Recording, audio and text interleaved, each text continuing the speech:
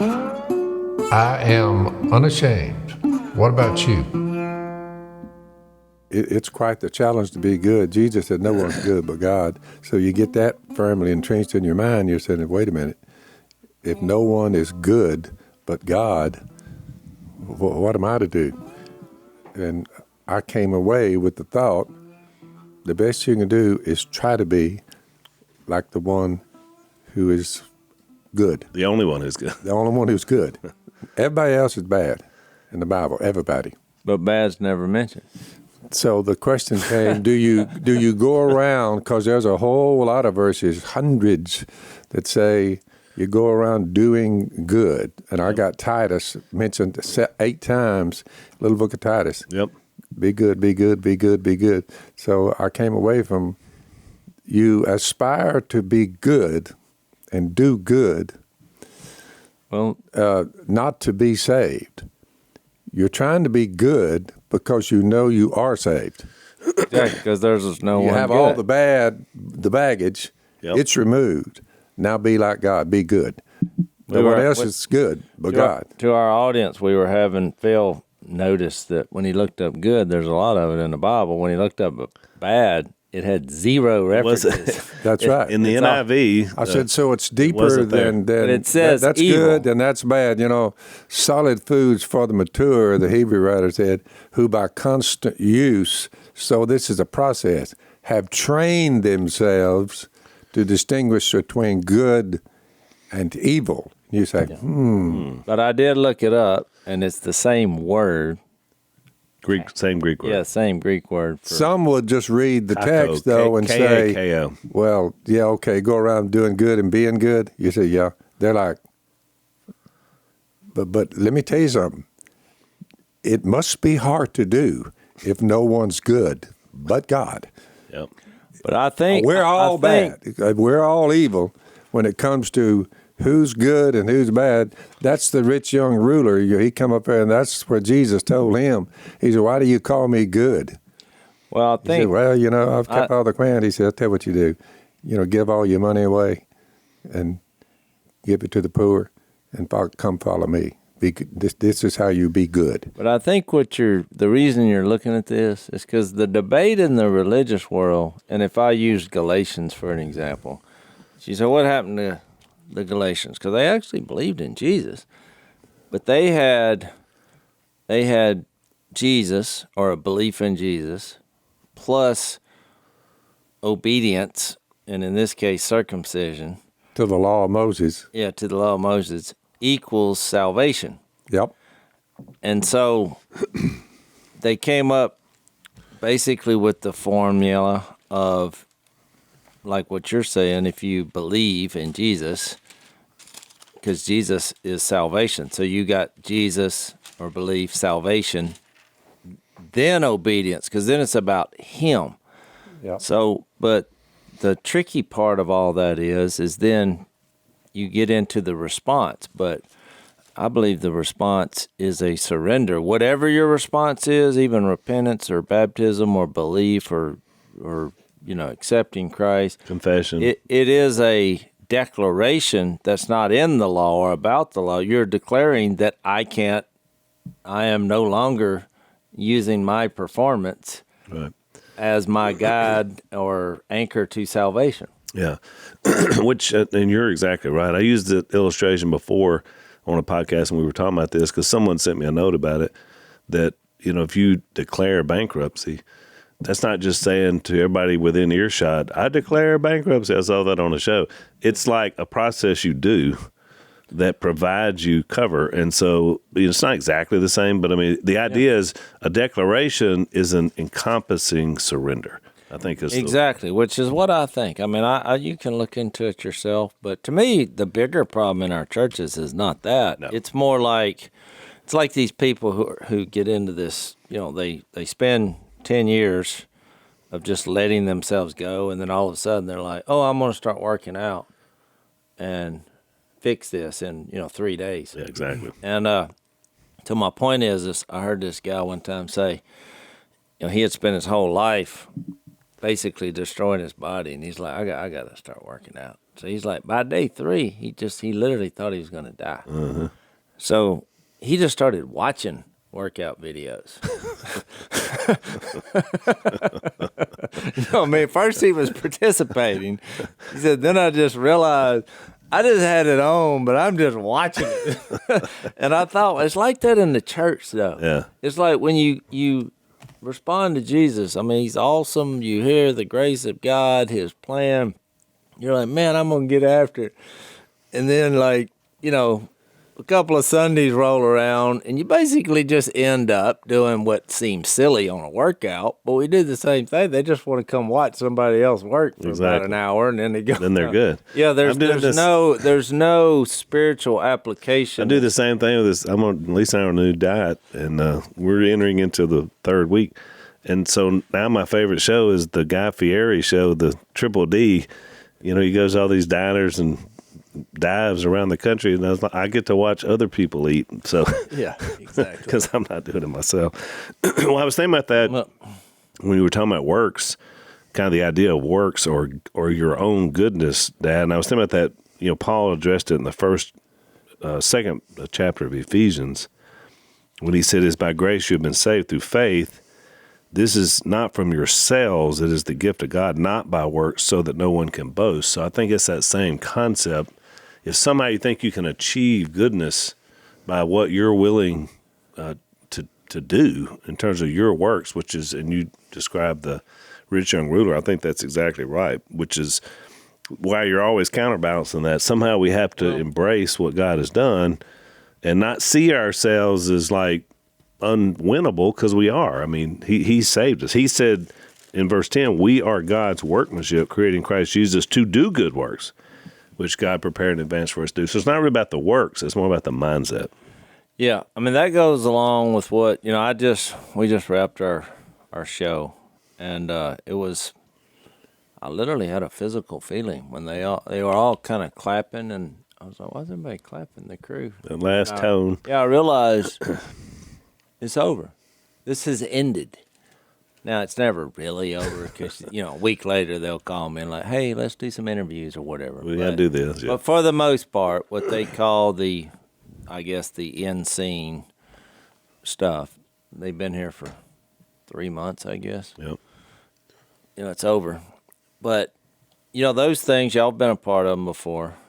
We were 5 years with our little duck show, but so this seemed small compared to that, although it was probably 3 months of prep and then 3 months of actually filming. But by the end, making a TV show is not easy. By the way, by the end, because they just so our audience knows that. I'll tell you what it is. In a sentence, it is one of the most, if not the most, laborious. Laborious is a big word for Jase. Laborious. Oh, I got that one, Phil. That's why when he said, we're done with this session of the show. We've come to a milestone. Yep. 10 episodes. We're all happy that it's over. Yep. I mean, the pressure's off. And Phil, you said, well, that's what he wanted to do. Jay said it recommended a celebration. Yep. Well, what's a celebration to us? That means find the Opelousas cat. I was going to say. And the Phil really came through. We had a party. And did you kill the fattened catfish? I'm not on the and have a show, celebration? and I didn't even feel comfortable about them walking up with a camera and aim it at the fried fish. But I thought to myself, if they'll just keep that camera on the fried fish, not me, I said, I'll be happy. So I'm standing there frying fish, and I look So your over there. hands made it. And It'll be interesting film to crew, see. you're talking to them. I said, guess what you're filming here? And the cameraman kind of looked up like, what is it? I said, this is belly meat off of Opelousas catfish. Of course, the show that they're in, when the cameraman heard that, he thought, this is big. He said, I said, you have crappie, now you have deboned. No bones are in any of this fish. Yep. It's all been deboned. It's freshly caught this morning. It's a celebration. Time for Opelousas cat.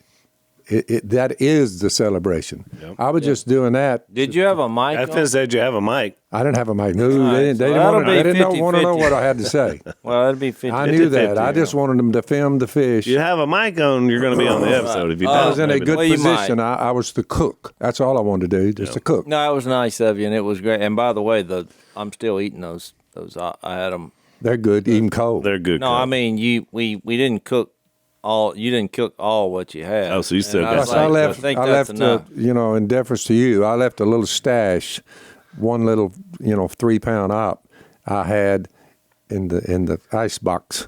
We call it refrigerator. I had that stashed back so that yesterday when I came home from meeting with the brothers, I had the 2 pieces of belly meat, Yep. the backbone. I left it. It's all intact though. It's not So like you ran it back for a second round. Then I invited Phyllis, the long lost daughter, and Yeah. her artist husband Yeah.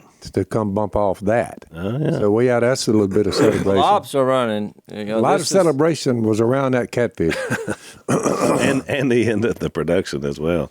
Yeah, it was good. Laborious, by the way. Not that I had to look it up. Let's see. What does it say? Requiring considerable effort and time. That was the perfect. That's the perfect word for that. That's why I have Laborious. moments of stuff like that because of my past degrees in college. But I will want everybody to know that my degrees, 2 degrees, never helped me with catching Opelousas catfish. Nobody ever brought it up. You were the most. You They were the didn't most. mention Jesus, and they didn't mention fish. You were Catch the fish. most educated commercial fisherman on the Washington there ever River. has been. Do you remember that one time when I came up with that word and I was Those commercial fishermen, they don't have a degree in anything Except how to fish. but labor. Remember that time I came up with that word and it happened to be right? Yep. Was it scantily? Yep. So what I was going to say though is it literally saps you, and there's no time to do anything else. I mean, during this 3 months, Is it mental or physical or both? both? Yeah, both. Oh, yeah. I was way more involved in how this was going to work. A lot of people, they say, ha, ha, ha. They see this little show, Jace. But having participated now with Duck Dynasty and this show, I mean, How did they do it? how big a grilling is it really? I mean, it's a grilling. Well, I realized in the first show that Willie was kind of doing what I'm doing in this. which is much more You gotta remember, laborious. these people don't know us, and they come down, and it's a shock to them on how we just normally operate. You're way more engaged in the creativity side of the content of the show than you were on the first. Which really, Phil saw it. You didn't see anybody saying, "Hey, let's do." They just turn the cameras on, which is the way I like it. It just goes, and they're looking around like, thumbs up. Okay. way better.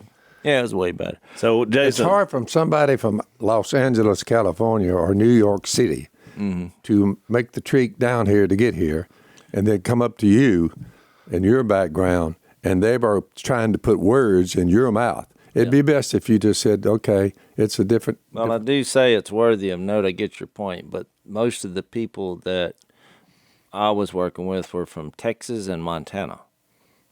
I noticed as a person who was no part of the show, that's me, none. I was just simply asked to cook some fish for the film crew and the participants. Yeah. I just noticed that it was, what do you say? It was, we were miles apart. We were miles apart in the way we The think. personality issues, and cultural. Cultural shock. issues. So, yeah, but hang on, Jason. Let's take a break. One of the things I love about spring, there's a lot that I don't love. We talked about pine pollen and some of the allergy difficulties, but one of the great things is just about all your, plants around your house. Everything's blooming. You just have it's colorful. It looks great. Yeah. Lisa is much happier when that kind of thing is going on. She's like, "Oh, look at this. It looks so great." And whenever we want to, of course, one thing that may happen is if you hadn't done a great job with your landscaping, everything looks dead and terrible. And so to replace that and to fix that, one of our sponsors is called Fast Growing Trees. That's who Lisa and I go to. whenever we want to replace some of those dead things in the flower bed, because one is when it comes to you, it's ready to go. I mean, it looks great already. They guarantee that, which is really good. That it's going to look great. It's called the 30-day Alive and Thrive Guarantee. We've used this product now for the past couple of years since they've been sponsoring the podcast. So I really want to encourage you this time of year. Now's the time to get that flower bed looking good, make your house look bright and have some good colors. What you do is go to fastgrowingtrees.com/Robertson, and you're going to get 15% off your entire order. So it's a great deal to get you started. 15% off fastgrowingtrees.com/Robertson. That's fastgrowingtrees.com/Robertson.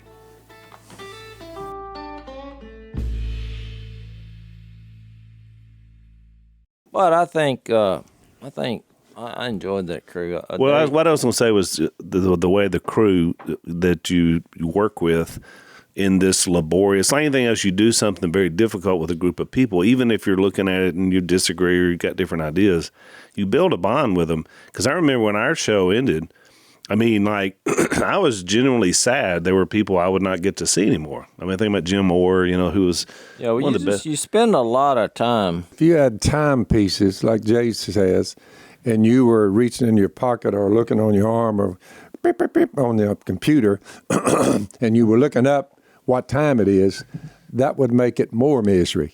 Yeah. Yeah, It's well, best we wasn't just doing to go that. with it and say, well, I don't know when this thing's going to end, but plod through it. Well, there's no clocks out in dirt fields and No. wilderness. What I was going to say is, before we got off into that, was about 2 or 3 days before it ended. I mean, because the last couple of weeks were really rough, because they were trying to do some pickup interviews from other episodes, and it was getting a little wonky.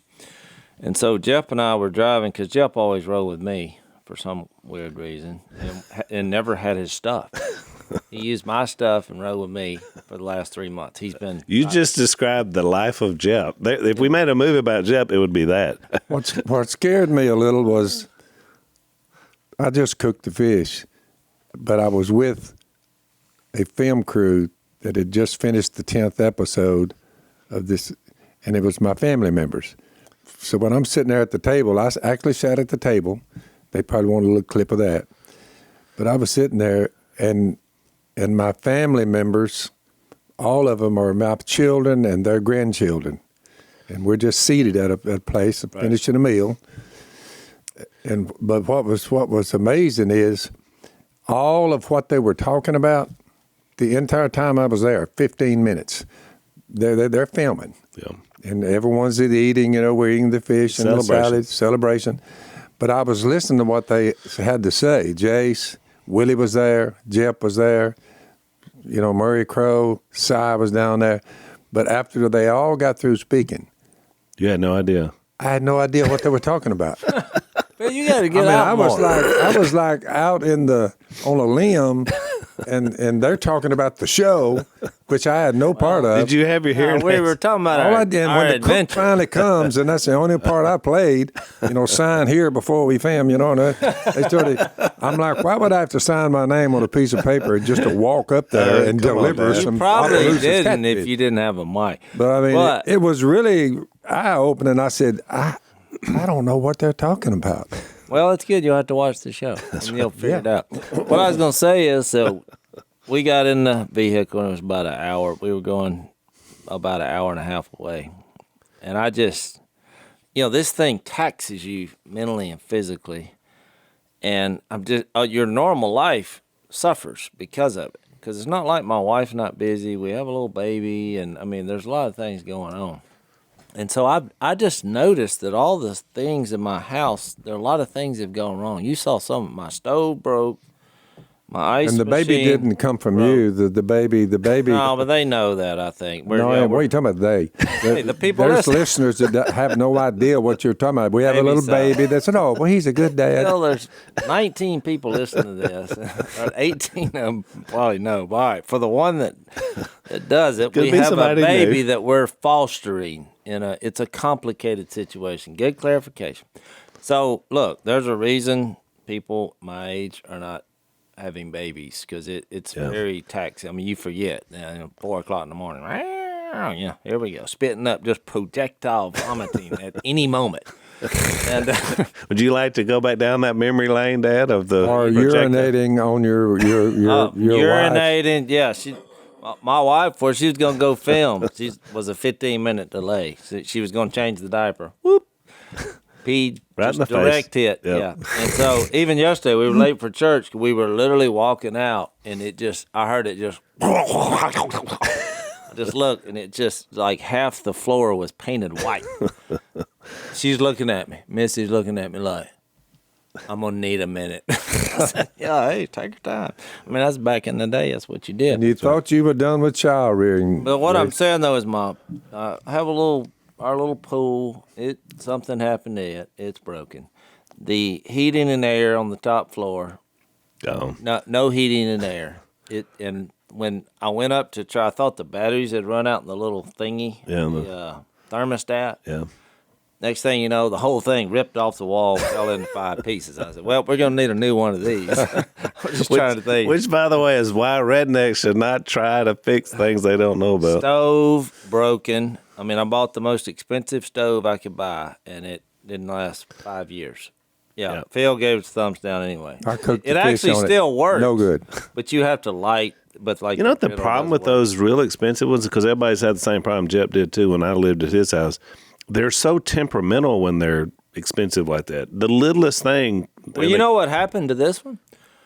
A small nail went down. I think I told y'all this. Went down the garbage disposal, tripped the breaker when the garbage disposal was on, and that surge blew out the little panel that operated the stove. Looks like a little panel. It turned black. I mean, we knew something was wrong when we had a guy to come over to fix it. And he was trying to get that stove on, and just smoke started coming from the back of the stove. Yeah. Oh, yeah. Pulled out the panel. He's like, so of course now they don't make those anymore. Of course they do. Yeah. So it's like, what do you need? do? I think you need a different brand. We won't get into brands, but No. But good, Phil. So what? That's actually. So I said all thinking that about to this. say, you feel like your life is kind of falling apart here because you don't have time to fix anything. no. You just. And so, like, you go in, like, we had a few nights where I went in, I opened the refrigerator, there's nothing in there. You're looking around. It's just, and so while you're filming, so anyway, so I'd had a couple days of this. And we got in that truck. I told Jeff, I was like, we're listening to worship music this morning, all the way over there. And he went, sounds good to me. Because I thought, oh, you may be feeling what I'm feeling. Was any of the fruit of the Spirit, were you able to put that on the airwaves via the show? Oh, yeah. Oh, of course, Phil. Or did they just cut that out? No Jesus It's a talk. little- Well, I haven't seen the show. I've only filmed. I was filmed. But I have a really good feeling that the irony of the show will be that there's a lot more, when it comes to treasure, there's a lot more in the show that is not, we're digging out of the dirt. So to your point about Jep, he's looking for pants from you. About I guess it's a couple episodes ago, he comes up to my house. He said, Al, you got any non-logoed shirts? And I was like, Non-logo. So I remember it. I thought, yeah, you got to Greek it out, So I said, well, Jep, let's go look. So we went in my closet. I came up with 3 shirts and sent them with him. So, I mean, Well, there's literally many- the man came here without clothing, I guess. There's many running themes in the show about that. But to answer your question, yes, there are multiple fruits of the Spirit in the show. But what I was going to say is, well, Jep said, well, there's a song I've been listening to. And he said, I just can't get it off my mind. We listened to some of mine. He put it on. And it's called, I think it's the hottest song in contemporary worship right now. It's called Honey, is it Honey from the Rock or Honey in the Rock? Now, let me Google it. I think it's Honey in the Rock, but I will make sure. Honey in the Rock. Have you heard that? I don't think I have. Well, so Jep started playing this song. Yeah, it's Honey in the Rock. And let me tell you who sings it. Hang on, Jace. Let's take a break. So, Jace, would you say that this season of your life, with you just got through television production, you have a baby in your home that you and Missy are taking care of, is how valuable is sleep right now for you? Sleep. I've heard stories of how valuable it is. And I know because your wife has been on the podcast. She says without sleep, she has major problems. So Yeah. very important. How it trickles down to me. If mama's not happy, nobody's happy. We're making it. So one of the things that Jason and I both do to help us sleep is we use Helix Sleep, which is one of our sponsors, who produces a fantastic mattress, really, really good. It's highly rated in all of the categories of judging these mattresses. It's really good. You go to helixsleep.com/unashamed. You take a 2-minute sleep quiz. They're going to match you to a customized mattress. It's going to give you the best sleep of your life. They have a 10-year warranty. You can also try it for 100 nights risk-free. They'll pick it up if you don't love it, but I think you will because Jason and I love ours. Helix is offering up to $200 off all mattress orders and 2 free pillows for our listeners. If you go right now to helixsleep.com/unashamed, that's helixsleep.com/unashamed, $200 off, 2 free pillows, and a great night's sleep.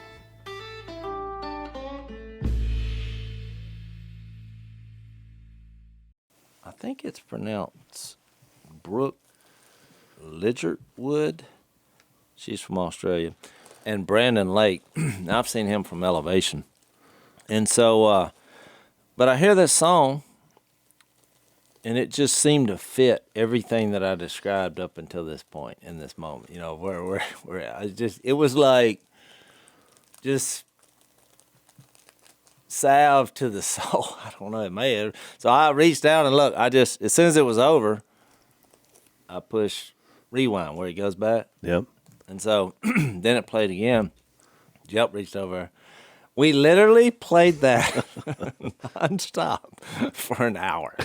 We listened to the same song for 1 hour. And then when Were y'all singing it by the time you got? No, we weren't. We were just sitting there. It was kind of bizarre. You'd have gotten caught up in it and sang it. So then when we left at the 12 hours later, we cranked it back up. And we did the same thing all the way back home. And so...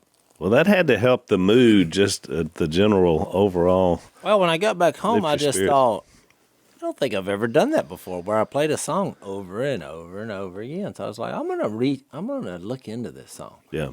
So when I got home and looked it up on my computer, I was looking for it, and it had a 12-minute version, and I was like, oh, this is awesome. There's some extended version. Well, it was the 4-minute song, and then a guy interviewed him on how the song came to be. And so I watched it. Well, the girl, Brooke, I mean, she sounds like she's from Australia, so I don't know. Maybe they live here now. But she had this thought in her mind, and then the guy, Brandon Lake, he kind of told the story. He's like, well, he was working out. Some guy called him and said, basically just started into it. And it's a verse in Psalm 81 and 16. It said, but you would be fed with the finest of wheat. With honey from the rock, I would satisfy you. So then I thought, well, that's weird. I didn't even know that was in the Bible. Had you ever seen that? No. Well, when you go back and read Psalm 81, well, you know what it's all about. It's about Moses leading the people in the wilderness, this whole thing that when we went over in 1 Corinthians Well, when you said 10, that, I mean, I thought about the water, obviously, that came from the rock, but I had never heard the term honey. Well, you remember, like, if you read verse 7, of Psalm 81, where it says, in your distress you called, and I rescued you, answered you out of the thundercloud, I tested you at the waters of Meribah. You probably remember the history of that better than me. Right. But if you fast forward, I think where we left off the podcast was in 2 Corinthians 3. Didn't we leave off? We did. We got to the end of 3. And you remember we're talking about Moses. He made the glory. And the veil. and the veil. Well, you also remember that in 1 Corinthians 10, I have a point on why I'm going to this. 1 Corinthians 10, you remember when he said, I don't want you to be ignorant of the fact, brothers, that our forefathers were all under the cloud, and which is the same reference to Psalm 81 here. Yep. and that all passed through the sea. And you remember the Red Sea? They went through the water to safety because of Had God's. a pillar by night and a fire by night and a pillar by day that covered them. So that's how they knew which way to go. They were all baptized into Moses in the cloud and the sea. They all ate the same spiritual food, drank the same spiritual drink, for they drank from the spiritual rock that accompanied them, and that rock was Christ. Nevertheless, okay. And so I got to think about that. So the guy, Brandon Lake said, this guy called me, he read the verse, and he's like, man, that's a song. I mean, meanwhile, so he's making rounds on singers he likes, so he calls Brooke.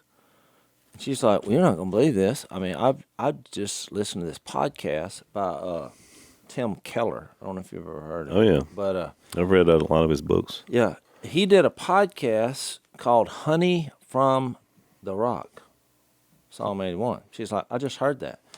And So it was an episode of Keller's podcast? podcast. So it had 4 points. And she's like, here they are. She said, I've listened to it a few times since then. Life is a wilderness. And, of course, in the podcast, because I went and listened to it, wilderness, because there's a lot in here about wilderness. But in the Bible, in the Greek, it's more desert. When I went over to the Negev desert in Israel and we spent the night there was no life. Right. There was not a bird. I saw nothing move. Kind of like a dead zone. We hadn't brought our own water.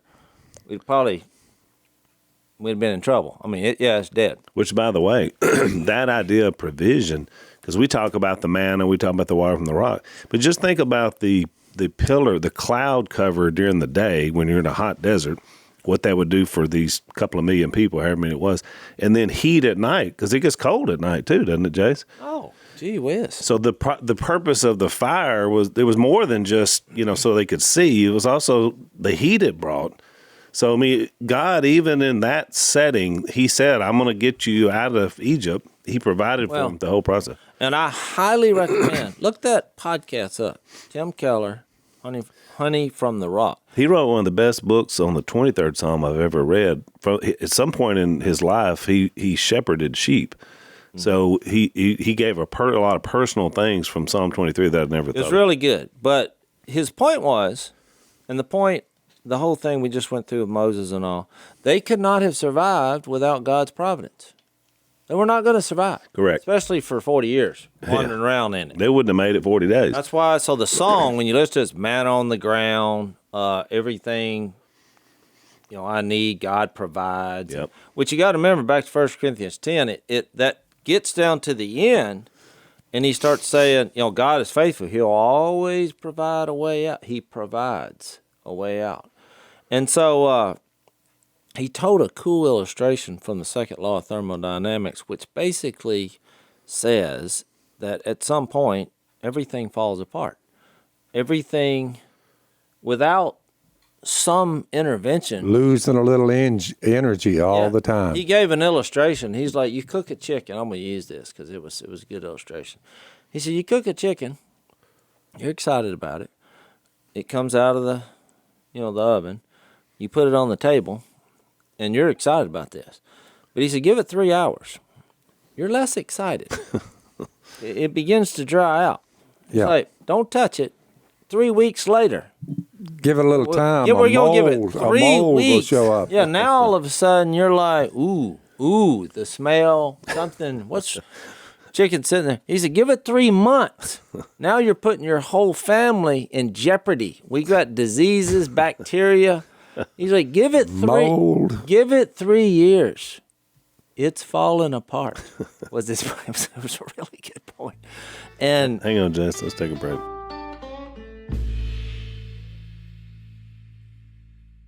So the point is, you can't do it. So life is a wilderness. There's a rock in the wilderness. Now, he read this in Deuteronomy 32, which I won't read the whole thing. I mean, you can in your own time. But 4 different times he refers to, I believe it's a song. he refers to God as the rock 4 different times in that chapter. And so, third, there is honey. What was the second in one? the rock. There's a rock in the wilderness. So life is a wilderness. Yeah, there is a rock in the wilderness. There is honey in the rock, which is, he made a good point there about how you encounter. You think about when we encounter, or God encounters us. I mean, you think about Moses, where was he at when the first encounter was at the burning bush? Where? Out in the desert. Yeah. Tending some sheep. Elijah, you remember John the Baptist, when he came about, it was a voice crying out in the wilderness. Well, you remember. Which, by the way, what did he eat? Honey and Locusts. Oh, that's just a coincidence. So, and what was you going to say? No, I was thinking about different ones that even Paul, remember, when he first was converted, he said he went out for a little, time in the desert, with some kind of direct tutelage from the Almighty. So that But idea. kind of by himself. Yeah, by himself. That's what I'm saying. Oh, and well, God. Jesus, he went, because that's where you realize, to make that illustration for us, is that you can't do it. Right. This whole world is a wilderness. It's a desert. And that's why, look, there's way more. It's a 45-minute podcast. But, I mean, it's like the reason people, they have in their mind, if I have a successful career, or if, because like me, I was telling you about this show, you get caught up in it, and they're telling you all these great, y'all are awesome, this is great, this is going to go whatever, People are they're going to love it. Well, what if they don't? And even if they do, we're in a desert here. This has nothing to do with, I'm saying from a worldly viewpoint, Right. just doing a show or making money, or these are all things found in the world that promises contentment and joy and even happiness, but doesn't deliver, because we've already gone over the fact everything's falling apart. When you say everything is great, I'm on top of the world, that's when you need to look out, because you're a million miles away from God. You realize you can't do it. I mean, that was the point. So the fourth thing was that Jesus, well, you remember where did he go after he's baptized? He wasn't baptized because of his sins. He didn't have any sin, but he had that surrender moment to the greater purpose. He then is carried by the Holy Spirit to the wilderness, to the desert, and has this encounter, the same one we have, with the evil, which is where you started off, Phil, this evil presence. Yep. And so, well, what did he do? Well, he was the only adult who ever passed the test. So his point was Jesus passed the test in the wilderness for us. That's where you get into the honey, the sweetness of what God did, the fruits of what he did. Not only the power, it's in that rock. I mean, the rock had multi-task, for shade and water. And so that's basically what he went through. And I thought, no wonder this song is so appealing to me. Yeah, exactly. It had a real The depth. scary thing is when you think you're on the top of the mountain, when Jesus told the guy, the rich young man, go sell everything you have and give to the poor, and you'll have treasure in heaven. Then come, follow me. The man's face fell. He went away sad because he had great wealth. Jesus looked around and said to the disciples, and here's what scares me, how hard it is for the rich to enter the kingdom of God. The disciples were amazed at his words, but Jesus said again, children, how hard it is to enter the kingdom of God. It is easier for a camel to go through the eye of a needle than for a rich man to enter the kingdom of God. So I guess the only thing I can tell y'all is when we came to Jesus, we basically were poor. So now that we're rich, Well, let me read something, Phil. if it's that difficult, so difficult that it's like putting the camel through the eye of a needle, that scares me, Al. Well, let me read this, Phil. You know what I'm saying? Let me read this. Listen, 2 Corinthians 8:9. For you know the grace of our Lord Jesus Christ, that though he was rich, yet for your sake he became poor, so that you through his poverty might become rich, which is basically what you just said. Yeah. So what I was going to say is, rocks are most of the time viewed as a stumbling block, or even I thought about, if you came up and there's a road block and there's a bunch of rocks, you're like, but here, God used that rock where water came out of it, which is it's supernatural occurrence, to show you that it's about him, not necessarily about me, which is where we started. But even I think in the irony of things, you remember in John 8 where the woman was caught in adultery, and what did the religious people do? They picked up rocks and were fixing to throw them at another person instead of. That's why Jesus is the rock, but his rock is not one that he hurls down. It provided sustenance, salvation, and I think even sweetness. I think that's where the honey comes in there. But it's not what we want to do, because we tend to take rocks and throw them at other people. That's just how we roll. Yeah. But the more I study that, I've been studying this for a couple of days, as you can tell, because I thought, man, I needed this, because I was, I was exhausted, physically, spiritually, mentally, because they really tax you and try to get everything out of you for these productions. They're just it just never stops. It's a bunch of them, and there's only a few of us. But I needed that moment in there to realize, what's more important is this. I mean, this having Jesus, having a relationship with God, but being used by God to share Jesus, because that's where your real sustenance and provision is. Right. Everything else is going to fall apart. Let's take our last break.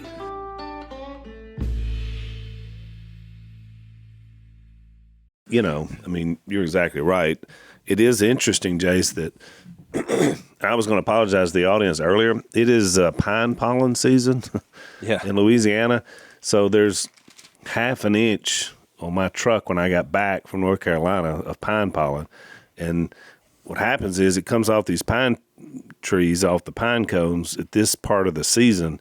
And it literally, the back of all of our throats, as we're sitting there, you keep hearing us clear our throat, is covered with this substance, and it's made. Well, when you go outside, you can actually feel it hitting your face. Yeah, right. You can feel it hitting your skin, just the pollen in the air. I mean, it's so funny. We were driving back and from South Carolina, North Carolina, and I was thinking, man, when I get home, I got to get a water hose out and wash my truck off, because it had it on there before I left. I thought it was going to be bad. I pull up in the driveway, and there's Anna washing my truck in the driveway, my oldest daughter, because they'd gotten home a couple hours ahead of us. And I said, you know what? I may have done a lot of things wrong raising my kids, but I did something right. when your daughter's out there washing the pine pollen off your truck. She knew she didn't want you to face that. She did, and she knows how bad it affects me, too. So that's why we got a lot of throat clearing going on, by the way. But what I was going to say, Jace, was you made the point about, I think, is it called entropy, where it is the idea that everything has a beginning and an end. I think that's the word. But anyway, so that concept, the reason you had these feelings, it was really interesting that God gave you that song that has then led to this study you've been doing, is that everything, even a show, a season of a show, an episode of a show, it all has a beginning and an end. And there's always a way you go into it, and there's a way you deal with it once it's over. And that's anything in life. Yeah. I mean, or in the universe, everything. Oh, I agree. All right, I was going to give you the lyrics on this song. And look, if you're because it's pretty new. I think it's been out a couple months. So there's honey in the rock, water in the stone, manna on the ground. No matter where I go, I don't need to worry. Now that I know everything I need, you've got. There's honey in the rock. Praying for a miracle, thirsty for the living well. Only you can satisfy. Sweetness at the mercy seat. Now I've tasted, it's not hard to see. Only you can satisfy. There's honey in the rock. Then it says, freedom where the Spirit is, bounty in the wilderness, you will always satisfy. There's honey in the rock. Then it says, I keep looking. Oh, no, I'll skip one part. purpose in your plan, power in the blood, healing in your hand started flowing when you said it's done. Everything you did is enough. I keep looking, I keep finding, you keep giving, you keep providing. I have all that I need because you are all that I need. Maybe that's why when you're reading through, when Jesus said, I'm the Alpha and the Omega, the beginning and the end. And the end. Yeah. Maybe that's why he summed it all up right there. That's right. Yeah, and the last Great line, thought. it See, says, because you said everything ends, but not this one. Not him. and the last thought was, you keep giving, you keep providing. I keep looking, I keep finding, because you keep giving, keep providing. I have all that I need. It's really a neat song. It's a simple song, but it's really neat. It's a song of hope. It is, and but it's got a good vibe to it, too. Rhythm, good harmony, and of course they're world-class singers. But I'm proud when people who follow Jesus do something not only that the world needs. It's basically the nuts and bolts of the gospel and who God is and why He did what He did, and we're the reason He did that. But they also just do it at a very high level. So I was wanting to talk about it, and appreciate y'all allowing me to get into it because it's a great song and it's a great story. Well, and there are so many great songs that are written, and they are mostly inspired, obviously, in our world, by the Bible and by Psalms. That's a book of songs is what it is. Those were all sung, by someone, and that's why it's in the Bible. So that tells you right there. And that's spread out, by the way, over generations. Moses has a psalm in there. David did most of them, but there's a lot of other guys that wrote songs that made their way into the Bible. Even Pink Floyd borrowed from the Bible. You're just another brick in the wall. They were doing it in a negative thing. So you're Is that in nothing. the Bible? Is that in the Bible? When Peter's talking over there, when Peter's saying, Living stone. You're a stone in the kingdom. I don't think Pink Floyd was thinking that. I don't think he knew that was in the Bible. Oh, he didn't know it was in the Bible. He didn't even know what he was saying. He was saying another brick in the wall, was and on I LSD. said, and I'm glad to be there. He was looking at it from a negative thing. You're just another brick in the wall. They just keep- nothing. Oh, yeah. They I just see keep what you- stacking somebody on top Well, I of it. never even thought about it, Phil, but that is a good point. We are living stones. We are. As you come to him, the living stone, rejected by men but chosen by God, you also, like living stones, are being built unto a spiritual house to be a holy priesthood, offering spiritual sacrifices acceptable to God through Jesus Christ. I lay a stone in Zion, a chosen and precious cornerstone, and you are right, Pink Floyd. I'm just one brick in the wall and proud of it, dude. Oh, we It's are. almost Good guitar picking, but not much thought about eternity. It's almost the Rolling Stones, the Living Stones. That'd be a good name to a group. Yeah, that's right. The Living Stones. Or the Rolling Stones. Well, Might be a good but name. if they were rolling, that means they were no longer together, being built. Right. Maybe that was their point.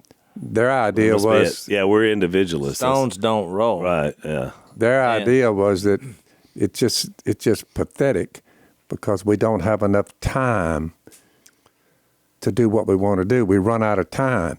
Pink Floyd got a song about that. Sorrow. They said it's not enough. Have you been listening to Pink Floyd here lately? About 30, 40 years. Oh. There's some rascals. But some of the stuff they sang about, I said, boys, if I could just sit down with y'all for a little bit, you might change your mind about being sorrow and being another brick in the wall. It's a great thing. They would say, what? But Dad, you wouldn't know this, but since I travel a lot, I see billboards and I hear, local advertisements all around the country. Not all, but most of the bands of the 70s, late 60s and 70s, they're still doing it.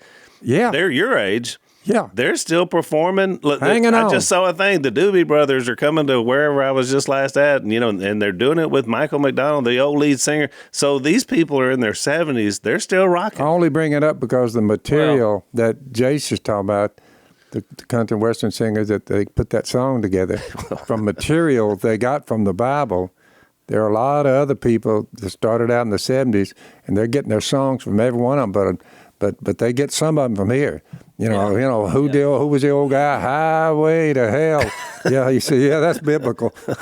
Well, it is, but that's depressing. This is encouraging. That's correct. That was Judas Priest, wasn't it? Highway to Hell, or was that? I don't know, but Al, you said these people are still rocking. I think they're attempting. Well, I'll put it this way: they're still selling out shows, and people are paying to listen to them. So hey, that's. I mean, it's like when Willie and I went to a George Jones concert, like during his much later years. Yeah. And it just, we just went because we liked George Jones. It didn't do it for you? Well, about halfway through it, he just stopped singing and just started talking. Yeah. Through the song. Yeah. He was just reading, and everybody clapped. Everything else was fine, but he's like, "No, I'm done." Because you reach a point when you're big enough that you just do whatever you want to. You're not, You're like, "Why'd you go, George Jones? That's Where you right. going?" Exactly. You got to see him. What did they call him? What was George Jones's nickname? The Possum? Possum, I don't know what. Wasn't he the Possum? Somebody will let me know. I think that's right. Oh man, we're off the rails. We're almost out of time. So there were two thoughts that came up in our previous discussion I didn't get a chance to bring up. So I'm going to do that in the overtime session. So just to let you guys know, blazetv.com/unashamed.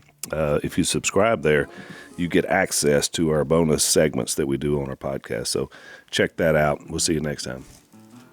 Thanks for listening to the Unashamed podcast. Help us out by rating us on iTunes. And don't miss an episode by subscribing on YouTube, and be sure to click that little bell to get notified about new episodes. And for even more content that you won't get anywhere else, subscribe to Blaze TV at blazetv.com/unashamed.